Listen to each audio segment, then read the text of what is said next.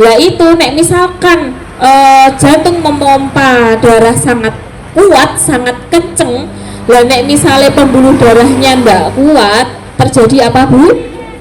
Pecah. Nah makanya jenengan dikasih obat hipertensi itu supaya jantungnya jenengan itu tidak bekerja dengan berat. Nek jantung memompa darah secara berat ngoyo, itu juga akan pengaruh terhadap ginjal, karena ginjal akan menyaring darah terlalu berat juga. Lah nek jenengan ndak konsumsi obat tensi tinggi atau obat tensi atau obat hipertensi, akhirnya pengaruh kan ke ginjalnya. Nah, yang membuat orang dengan hipertensi dan ginjalnya rusak itu karena dia minum obatnya ndak secara rutin, ngunjuke kadang sok-sok ngunjuk, sok-sok mboten. Lah itu yang menyebabkan ginjalnya jadinya rusak. Ngoten karena dia menerima darah dari jantung itu terlalu kuat. Ngoten. Gambarannya gitu ya. Nah, lanjut dulu Mbak. Oh ya, tadi ada hilangnya penglihatan, itu juga bisa merupakan salah satu gambaran klinis dari tensi yang sudah kronis. Ngoten. Lanjut. Terus jenengan nek tensi tinggi ngeraoske pusing enggak? Sosok nek tensine tinggi kerasa pusing. Nek nah cengeng nggih. Enten meleh kula niku tensine inggil ning mboten ngeraoske napa-napa. Nah, itu yang bahaya, justru yang bahaya. Lah kenapa jenengan di sini setiap minggu ditensi? Setiap minggu jenengan dikasih penyuluhan supaya jenengan waspada. Jenengan iki duwe iman lho, disuayang-sayang lho jenenge nggih to. Nah, ngoten. Pemahaman yang aku nggak ada keluhan Mbak, jadi aku nggak periksa. Itu pemahaman yang salah. Kenapa? Kadang sebagian besar penderita hipertensi itu biasanya nggak mau minum obat karena nggak ada keluhan. Justru kalau ada keluhan itu kan tubuh ada alarm ya. Oh berarti jenengan ngerasain pusing, berarti sedang tubuh itu nggak baik-baik aja. Berarti kan ada sinyal, ngaten nggih, bahwa tubuh nggak baik-baik aja, ada masalah. Nah akhirnya jenengan akhirnya kroso, akhirnya mangkat tensi, mangkat periksa. Lah yang bahaya ketika tidak ada alarm, nggak merasakan apa-apa, tapi tiba-tiba jenengan serangan jantung, serangan stroke itu tadi, itu yang lebih bahaya. Oke, lanjut. Belum. Terus ini gaya hidup, overweight atau obesitas ini biasanya dengan orang dengan berat badan berlebih dengan usia kurang dari 25 tahun atau kurang dari 30 tahun yang memiliki berat badan yang berlebih atau obesitas itu juga mengalami tensi tinggi juga. Terus tanpa pemanis itu boleh.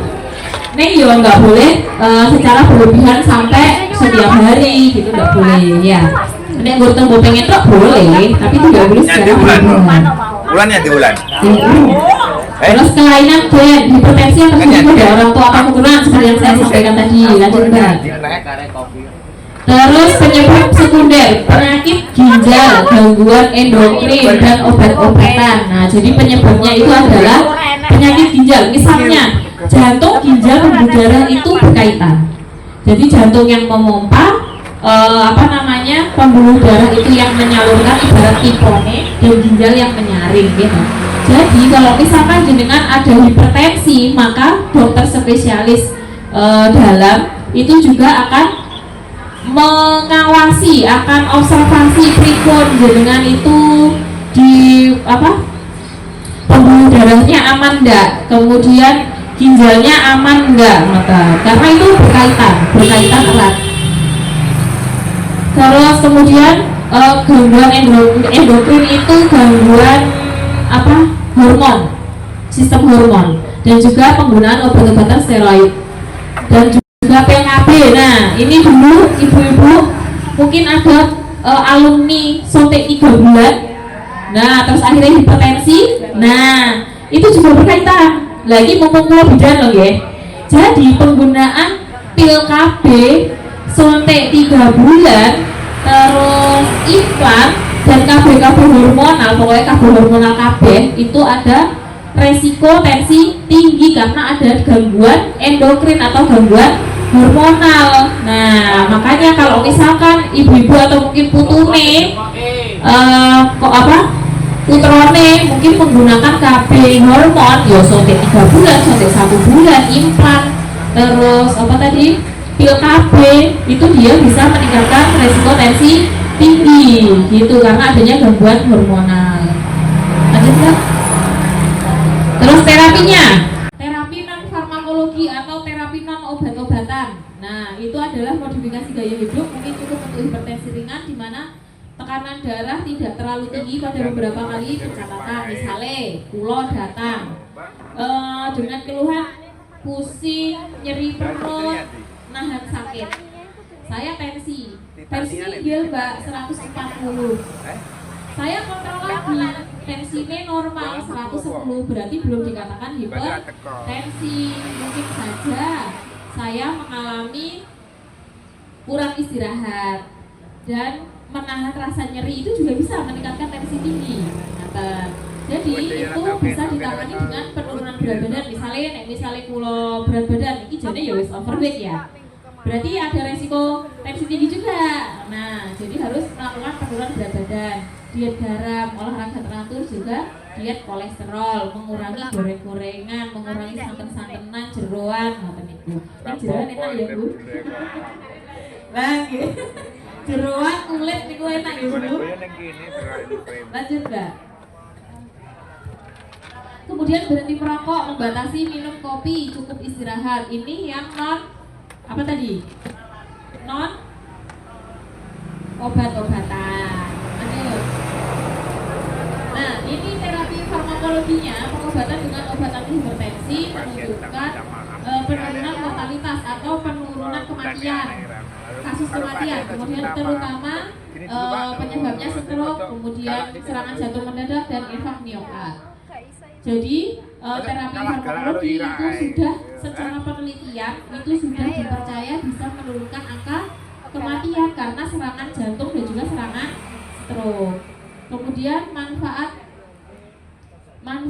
OAH, obat anti hipertensi ya Bu, itu maksudnya berhubungan dengan derajat hipertensi. Semakin berat hipertensi semakin besar dampak pengobatannya. Nah, misalnya ringan-ringan aja kan mulai dari makanan, memperbaiki pola hidup, tapi misalkan tensinya derajatnya sudah tinggi, tensinya tinggi sangat, nah itu harus diobati, harus mulai menggunakan obat-obatan. Kemudian tidak ada bukti yang menunjukkan bahwa obat tertentu lebih baik daripada obat lain, walaupun pemilihan obat disesuaikan dengan pasien secara individu. Nah,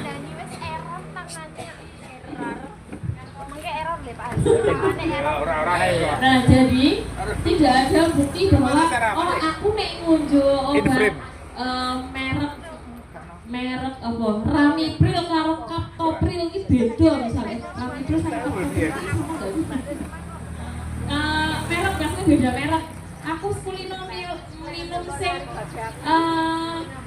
merek ini misalnya kurang boten cocok nek ngunjuh obat iki, padahal itu yang asli dari dokter spesialis, tidak ada, jadi sama. Yang penting kandungannya sama. Jadi obat yang diberikan dari dokter spesialis itu sudah disesuaikan dengan kebutuhan jenengan. Lanjut Mbak. Nah, ini obat anti hipertensi. Semua obat anti hipertensi bekerja pada nah tadi kan hipertensi itu masalahnya di mana? Di pembuluh darah, di jantung, apa di ginjal.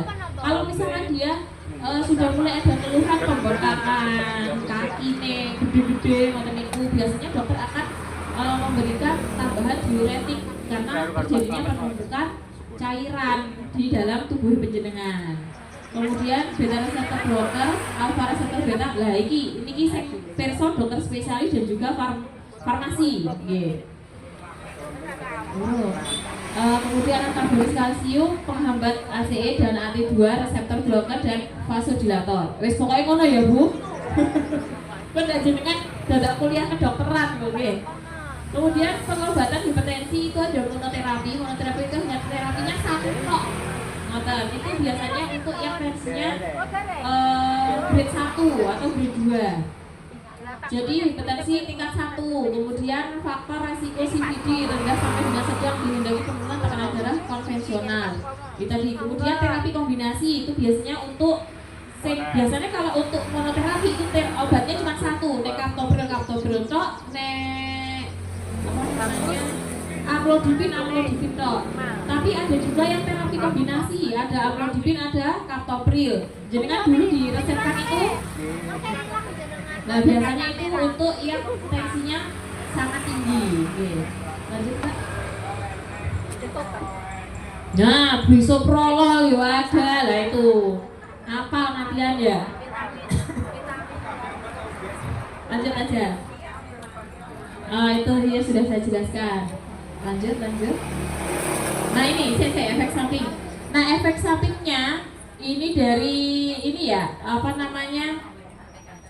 Untuk yang hipertensi grade 3 itu efek sampingnya adalah gangguan fungsi ginjal seperti yang saya jelaskan tadi nih, radiobati. Kemudian hipotensi itu tensinya sangat rendah, anjlok. Kemudian sesak nafas, batuk kering, kehilangan rasa, alergi kulit, dan keluhan lambung, usus. Lanjut aja. Sudah? Oke, sudah selesai. Alhamdulillah, semoga bisa menambah ilmu kita pada pagi hari ini. Amin. Ini nggih di anu lho Bu, dipakai lho nggih. Kok ndak di luar kepala, lali maksudnya. Ada yang mau ditanyakan dulu? Satu aja. Ya, monggo. Satu aja di PDW. Terima kasih Mbak. Nggih. Saya mau menanyakan ini untuk orang-orang yang kondisinya organnya normal, misalkan dalam kondisi kenaikan gula darah ya. Jadi kadar gulanya naik, otomatis kan apa itu organ tubuh kan mengeluarkan zat insulin untuk menurunkan gula. Nah kalau hipertensi, apakah semacam ini organ tubuh mengeluarkan zat untuk menurunkan hipertensi atau apa yang lainnya bisa untuk menurunkan hipertensi itu? Tadi sudah dijelaskan ya Pak, bahwa hipertensi itu dikatakan hipertensi loh ya. Dikatakan hipertensi itu apabila pemeriksaannya secara pemeriksaan itu pencatatannya itu berkali-kali jenengan tensinya tinggi terus. Nah misalnya jenengan datang, biasanya tensinya normal.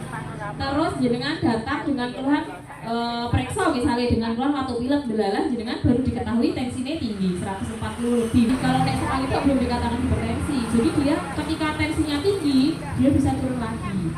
Water. Jadi tidak ada zatnya. Jadi apa ya? Masuk badan maksudnya. Nah jadi tidak ada zat tertentu. Jadi kalau hipertensi ya hipertensi aja. Gitu. Kalau misalnya baru sekali periksa tensinya tinggi belum hipertensi, jadi dia masih bisa normal lagi. Bisa jadi karena begadang. Nah niki yang biasanya sering begadang.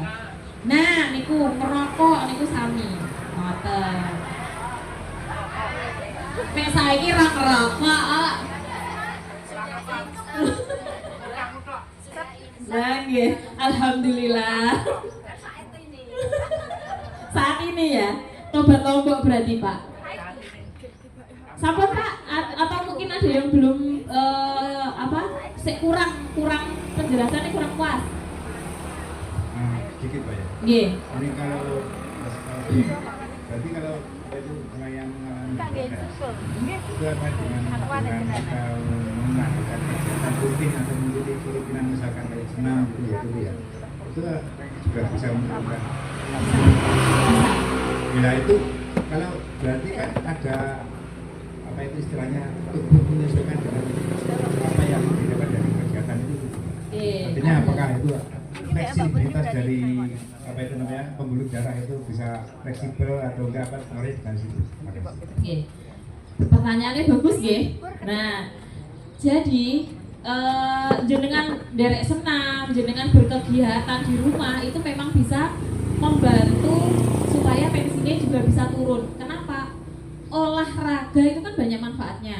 Jadi ketika jenengan olahraga mulai dari jalan kaki aja tuh, belum lari.